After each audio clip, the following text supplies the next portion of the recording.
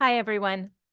Um, I want to try something different. I want to teach you the way that I work with vocabulary words. So, um, we're going to be doing this in all of my classes this semester, and I wanted to share it with you. I'm taking the vocabulary words from the top 3,000 vocabulary words in the English language. If you have, uh, if you have 3,000 words, you can pretty much say whatever you need, and it gives you a really strong foundation for your vocabulary. But most of our vocabulary words are going to be function words. Function words are words that go in between.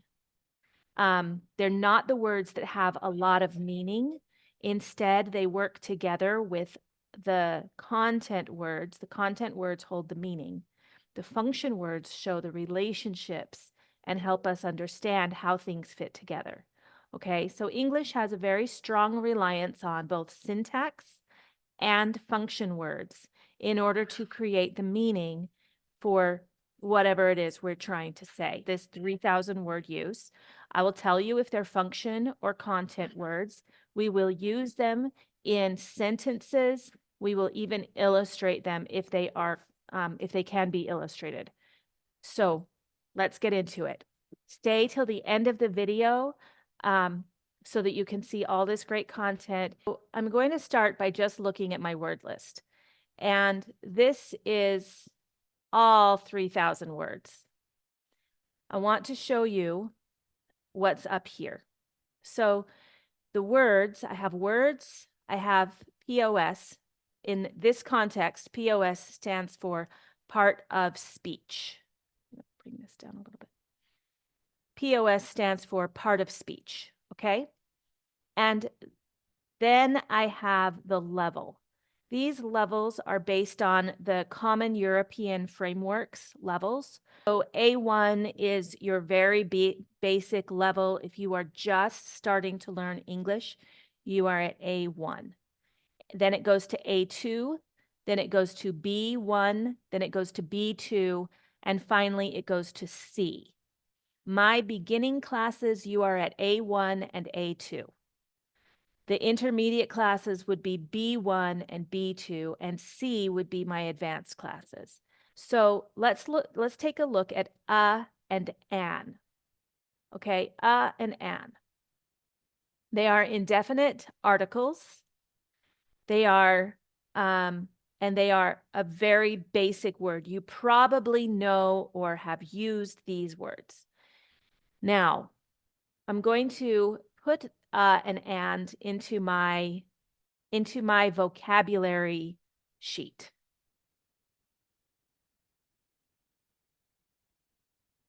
Okay, I put the word here. And the part of speech we're going to use with when we talk about one thing that is indistinct. For example, an apple, a bee. Okay, that is a bee, an indefinite article.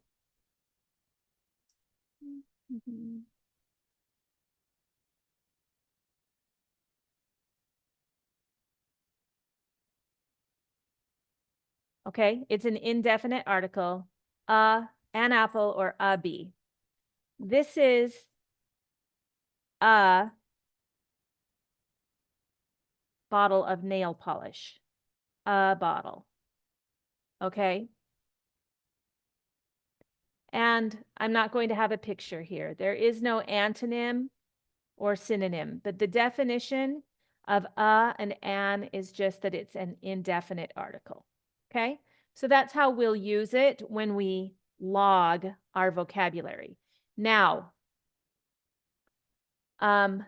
eventually, you're going to have 3,000 of these cards, one for each word that you know. You'll be able to cut these up and turn them into matching card games. You can, if you print them off, you can do a lot of language repetition with each of these words, okay? A synonym for and an might be the. So we can try that one right here. A synonym is the, but the is the definite article, okay? A synonym is a word that means the same. Another synonym might be no article at all. There are times that we don't use, we might use any, we might use some, we might use many, a lot. Those can be synonyms. They are words that tell you a little bit about what the noun is going to be, okay? So, is a great example of a function word. And that is one thing. And an will always be followed by a noun. It might be followed by adjectives that then are followed by a noun. For example, I'm wearing a blue sweater. A blue sweater. I'm wearing a blue knit sweater. A blue knit, those are adjectives, sweater. Okay? All right, let's go on to our next word. Our next word is abandon. Abandon is a verb. It is a higher level word, B2. Okay, so we are going to look at abandon. Abandon. So here we go. The word is abandon.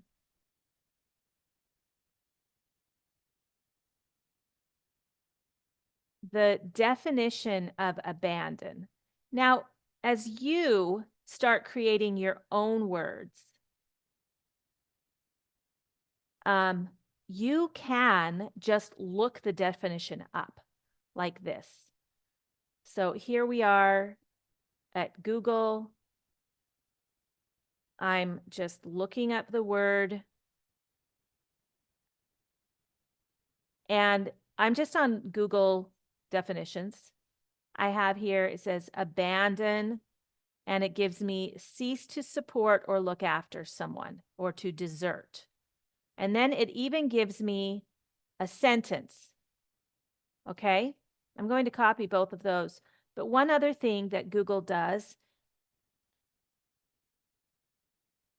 is it teaches me how to say it. Learn to pronounce. I can make it slower or faster. I can speak into it. Abandon. And I can see her face. Abandon. Good job. See that? You can practice with Google to practice your pronunciation. It's a fantastic tool. And you can slow her down. Abandon. Okay? Now, nothing beats having a person tell you exactly what's happening in your mouth, a pronunciation professional. That's what I am. And as I work with my individual students, I will, if I hear that they're not pronouncing something correctly, then I can help them out by giving them more instruction.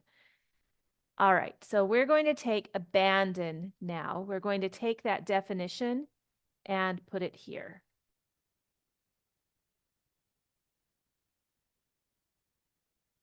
Okay, to cease to support or look after someone, desert. Okay? And in usage, her natural mother abandoned her at a natural age. Now, notice I'm not trying to put this into your language. It's okay if you do, but what's better is to give it a picture. Okay? What's better than, so here's the usage. Her natural mother abandoned her at an early age. It's better to give it a picture.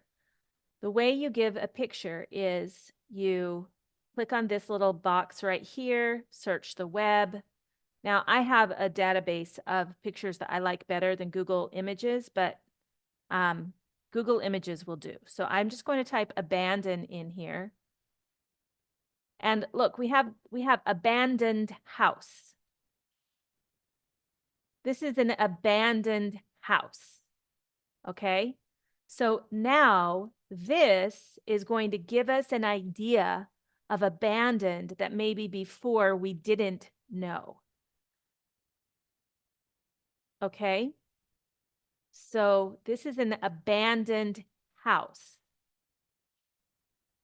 All right, and I just put the little picture there. That's going to help me know abandoned. So now I know that a child can be abandoned and a house can be abandoned. Let's see.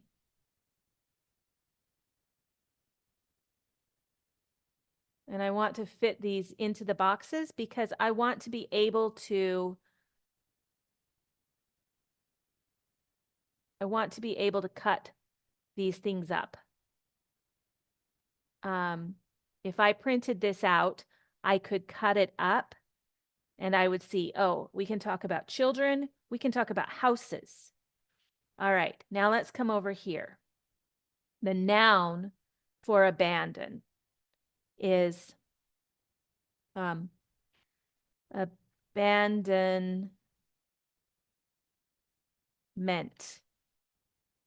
The verb is to abandon. The adjective is abandoned.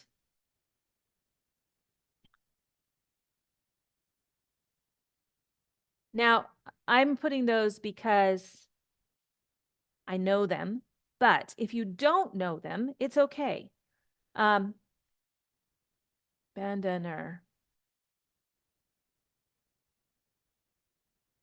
I'm going to look up in Google again. Abandon adverb. Okay, so I just looked up abandonly. The only known use of the adverb abandonly is in the Middle English period. Okay, so this is why I didn't know it as a native English speaker and a language professional. I didn't know abandonly because I have never heard abandonly. But it is in some literature, but it's in Middle English. Synonyms and antonyms of abandon. We're going to search again. Abandon.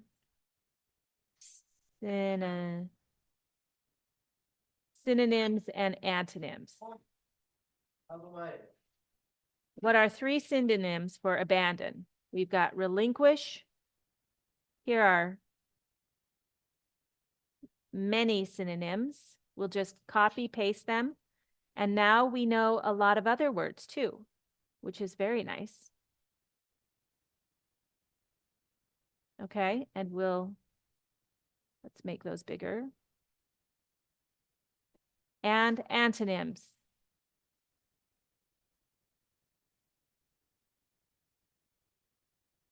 The opposite are antonyms.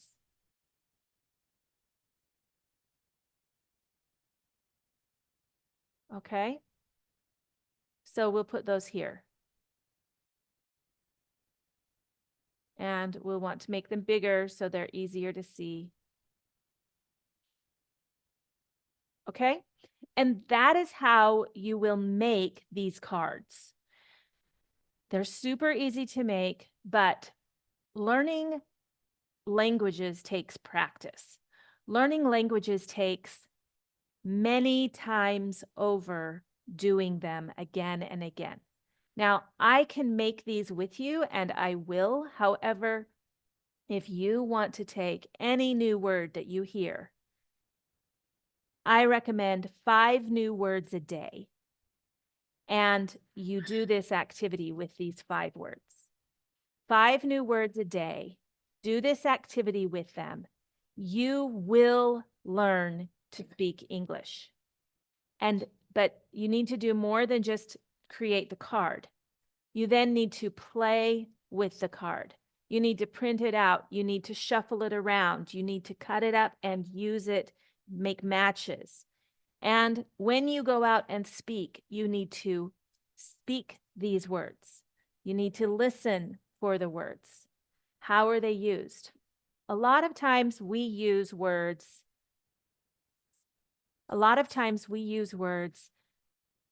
The same word again and again and again.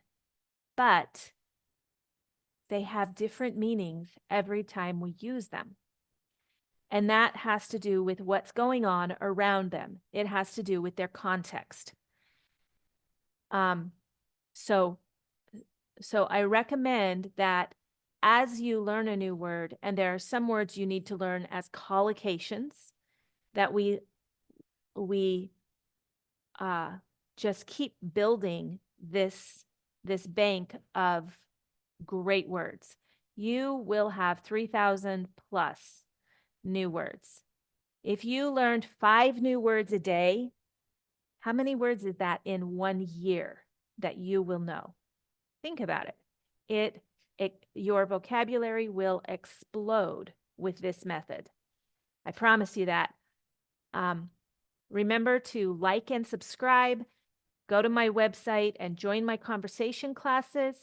And I look forward to seeing you in class and online. Talk to you later.